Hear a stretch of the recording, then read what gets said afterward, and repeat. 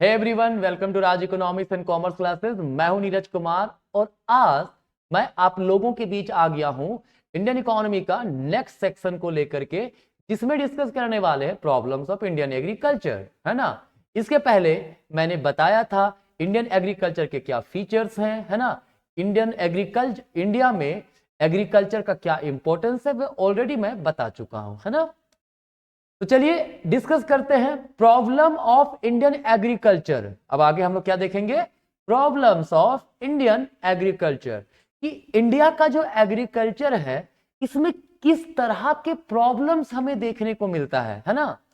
तो अगर प्रॉब्लम्स की बात करें, आखिर कुछ तो प्रॉब्लम होगा ना इंडियन एग्रीकल्चर में, तभी तो अभी भी फार्मर, जो मैक्सिमम फार्मर है वो पुअर है ना। अगर आप कुछ कुछ एरिया के फार्मर्स को छोड़ दें, है ना, जो लार्ज फार्मर हैं उन्हें छोड़ दें, तो खास करके स्मॉल फार्मर या मीडियम फार्मर या फिर जो भी मतलब छोटे मोटे फार्मर्स हैं, जिसके बारे में मैं ऑलरेडी पहले बता चुका हूं, ठीक है। वो सब जो फार्मर्स हैं वो लोग पुअर हैं, मैक्सिमम पुअर हैं, है ना। तो आखिर कुछ तो ड्रॉबैक्स होगा इंडियन एग्रीकल्चर में, वही ड्रॉबैक को हम लोग डिस्कस करेंगे, है ना। पहला पॉइंट कहता है lack of permanent means of irrigation. अगर इंडियन एग्रीकल्चर की बात की जाए तो मैंने फीचर्स में भी बताया था कि इंडिया में जो लोग हैं, जो फार्मर्स हैं, वो हाईली डिपेंडेंट है किस पे, मतलब रेन पे डिपेंडेंट है, मतलब बारिश पे डिपेंडेंट है, ठीक है, मॉनसून पे डिपेंडेंट है, क्लियर। अगर रेन सही से नहीं हुआ तो प्रोडक्शन सही से नहीं कर पाते हैं, ठीक है। तो वही है, इंडिया में जो हैवी डिपेंडेंसी है किसके ऊपर, रेनफॉल पे, ये एक बड़ा इश्यू बन के आया है कि अगर बारिश नहीं हुआ तो सही से एग्रीकल्चर नहीं हो सकता है, ठीक है। और ऐसा इसलिए हो रहा है क्योंकि इरिगेशन फैसिलिटीज नहीं है ना। अगर सिंपल सा, अगर बारिश अच्छा हुआ, ठीक है, तो फसल भी अच्छा होता है, बारिश नहीं हुआ तो अकाल पड़ जाता है ना। ये क्यों हो रहा है, इरिगेशन फैसिलिटीज में कमी के कारण, ठीक है। तो ये हमारा पहला प्रॉब्लम है। और क्या प्रॉब्लम भाई, डिफिशियंसी ऑफ फिनांस। अगर इंडिया में बात करें, जब फिनांस की बात आती है, ठीक है, तो जो लार्ज फार्मर्स होते हैं उसको इजीली मिल जाता है लोन, है ना। जो बड़े बड़े इंडस्ट्रियलिस्ट होते हैं उसे मिल जाते हैं, लेकिन जो स्मॉल फार्मर्स, मीडियम फार्मर हैं, उन्हें अच्छे से इजीली नहीं मिल पाता है फिनांस, ठीक है। होता क्या है ना, जैसे उसे सीड्स भी लेना है, फर्टिलाइजर्स लेना है, उसके पास पैसा पहले से सेविंग होता नहीं है क्योंकि लो लेवल ऑफ इनकम है ना। तो उसके कारण क्या करते हैं वो लोग, किसी ना किसी से लोन लेने की कोशिश करेंगे। अब वैसे समय में जो इंस्टीट्यूशनल फिनांस सेक्टर होता है, जैसे बैंक वगैरह, वो इजिली देता नहीं है, बहुत सारे डॉक्यूमेंट वगैरह मांगने लगता है। पुअर फार्मर्स के पास सही से डॉक्यूमेंटेशन भी नहीं होता है ना।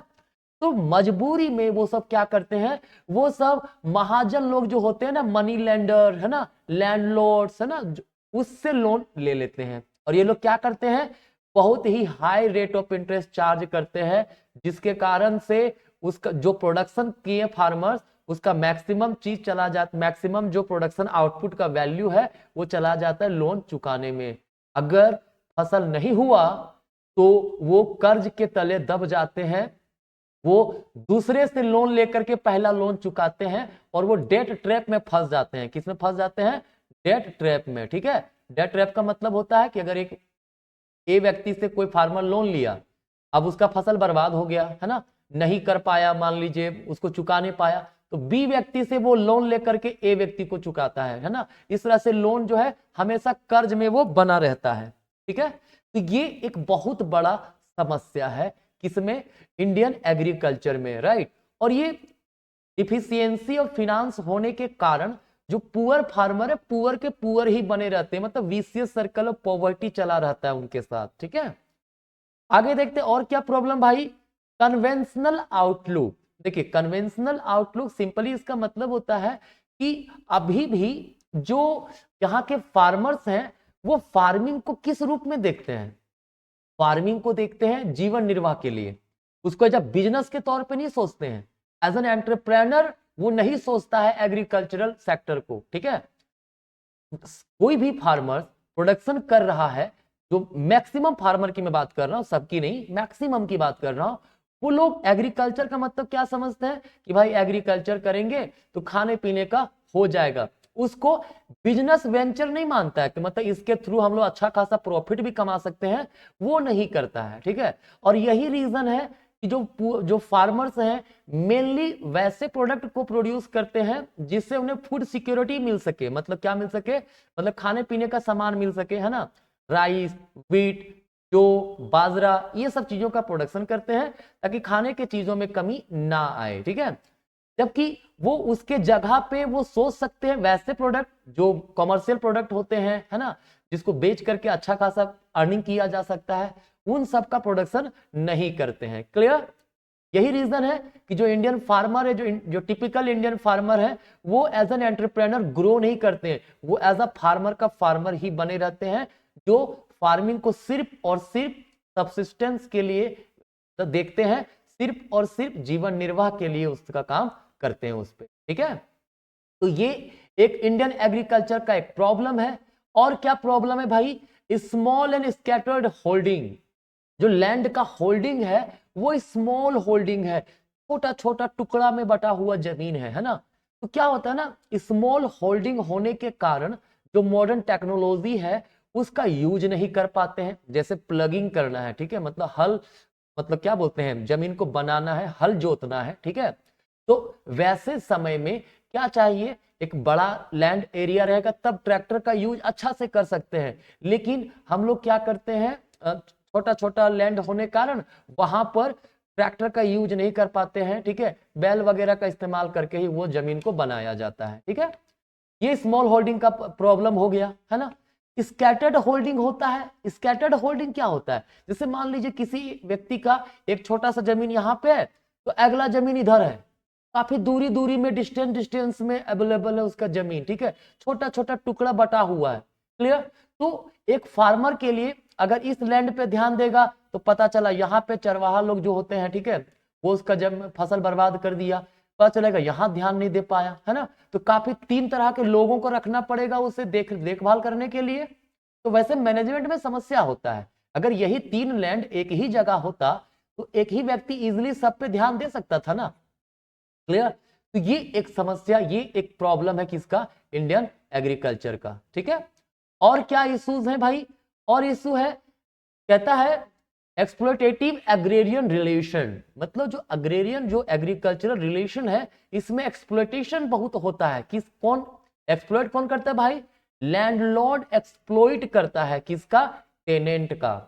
इनके बीच में जो रिलेशन है वो इस प्रकार का है कि जो लैंडलॉर्ड होते हैं बहुत हेवी रेंट लागू कर देते हैं जमीन पे, जिसके कारण जो टिलर ऑफ द सोइल होता है, मतलब फार्मर्स जो होते हैं, है ना, उसकी स्थिति खराब होती, उनका शोषण होता है। ठीक है, तो ये एक बहुत ही मेजर इशू है हमारे इंडियन एग्रीकल्चर का, राइट। और क्या है, और क्या इश्यूज है, lack of organised marketing system. देखिए, मार्केटिंग सिस्टम बहुत इंपॉर्टेंट रोल प्ले करता है। क्लियर, जैसे अगर मैं बात करूं तो मेरा जो गांव है ना, उस गांव में पोटैटो का प्रोडक्शन बहुत ज्यादा होता है। ठीक है, लेकिन जब सीजन आता है तो सीजन के समय में क्या होता है, बड़ा सस्ता रेट में बेचना पड़ जाता है, 4 रुपए 5 रुपए के जी, 6 रुपए के जी, मात्र उतना कम रेट पे वहां के जो फार्मर्स हैं उन्हें अपना पोटैटो बेचना पड़ता है। तो ये समस्या क्यों हो रहा है, क्योंकि ऑर्गेनाइज्ड मार्केटिंग सिस्टम नहीं है, बीच में मिडिल मैन बहुत फायदा उठाते हैं। ठीक है, जो मीडिएटर होता है वो बहुत फायदा उठा लेता है। तो आखिर मजबूरी क्या है, फार्मर्स को क्यों उन मिडिल मैन को बेचना पड़ता है, तो भाई स्टोरेज फैसिलिटी नहीं है। अभी गवर्नमेंट ने सैंक्शन किया है वहां पे, जो हमारे गांव के पास है ना, एक कोल्ड स्टोरेज बन रहा है, वेयर हाउस, जहां पे जो फार्मर्स हैं अपने प्रोडक्ट को, अपने क्रॉप को वहां रख पाएंगे, लेकिन अभी बन रहा है, अभी टाइम लगेगा। और उतने सालों से जो वहां के फार्मर का मतलब के साथ मिडिल मैन जो एक्सप्लॉयटेशन किए, वो क्या, वो भी तो वो एक प्रॉब्लम क्रिएट किया ना, फार्मर की स्थिति खराब की खराब रही ना, है ना। तो वही कहता है इंडिया में ऑर्गेनाइज मार्केटिंग सिस्टम का थोड़ा कमी है। क्या करता है, जो भी स्मॉल छोटे मोटे फार्मर्स होते हैं वो लोकल मार्केट में अपना सामान को बेच देते हैं, कम रेट पे बेच देते हैं, कम रेट पे, चूंकि जो लोकल मार्केट में जो खरीदने वाला लोग होता है मिडिल मैन जिसको बोलते हैं, ठीक है, वो लोग बड़ा सस्ता रेट में ले लेता है, बोलता है कि नहीं देगा तो ठीक है, जाओ मंडी पहुंचा, मंडी वहां से दूर है, ट्रांसपोर्टेशन में भी खर्च होता है, तो मजबूरी में जो वहां के फार्मर्स है वो मिडिल मैन को, जो मीडिएटर होते हैं, उसको बेच देता है, ठीक है। इसके कारण समस्या यही होने लगता है, ठीक है, कि जो फार्मर्स है उनका स्थिति बहुत अच्छा नहीं होता है ना, अच्छा फिनेंशियली वो आगे नहीं बढ़ पाते हैं। क्लियर। इसके साथ ही साथ एक और भी इशूज होता है, बहुत जगह गांव में क्या होता है ना, जो मिडिल मैन होता है ना, वो मनी लेंडर और महाजन भी होते हैं। क्या हुआ, महाजन ही पैसा दिया उसको, अब बोला कि देखो तुम मेरे पास ही बेच दो, मेरे पास नहीं बेचेगा तो लोन जो है rate higher rate of interest पे आपसे लेंगे हम, ठीक है। तो मजबूरी में कई जगह पे ये यही बोला है, they are obliged to sell their produce to the Mahajan and money lender in the local market in return for their loan they raise from these middlemen, ठीक है। मतलब कभी कभी मनी लेंडर महाजन भी मिडिलमैन के रूप में काम करते हैं, तो लोन चुकाने के लिए उसी के पास बेच देते हैं अपना सामान, ठीक है। तो ये सारे इश्यूज आते हैं इंडियन एग्रीकल्चर में। तो हम लोग इस प्रकार से कह सकते हैं कि इंडियन जो एग्रीकल्चर इंडिया में जो है, ठीक है, वो काफी प्रॉब्लम्स को फेस करता है। इसके कारण क्या होता है, प्रोडक्शन लेवल कम है ना, हम लोग जो है मॉडर्न टेक्नोलॉजी का यूज नहीं कर पा रहे हैं, मॉडर्न इनपुट्स का यूज नहीं कर पा रहे, इसके कारण प्रोडक्टिविटी काफी लो है, मार्केटिंग जो है बहुत ऑर्गेनाइज नहीं है, जिसका कारण जो स्मॉल फार्मर होते हैं, पुअर फार्मर होते हैं, वो लोकल मार्केट में अपना सामान बेच देते हैं, ठीक है, और उसे बहुत अच्छा रिटर्न नहीं मिलता। क्लियर है। यहां तक मैंने बताया आपको प्रॉब्लम्स ऑफ इंडियन एग्रीकल्चर, मुझे उम्मीद है यहां तक कोई समस्या नहीं होगा।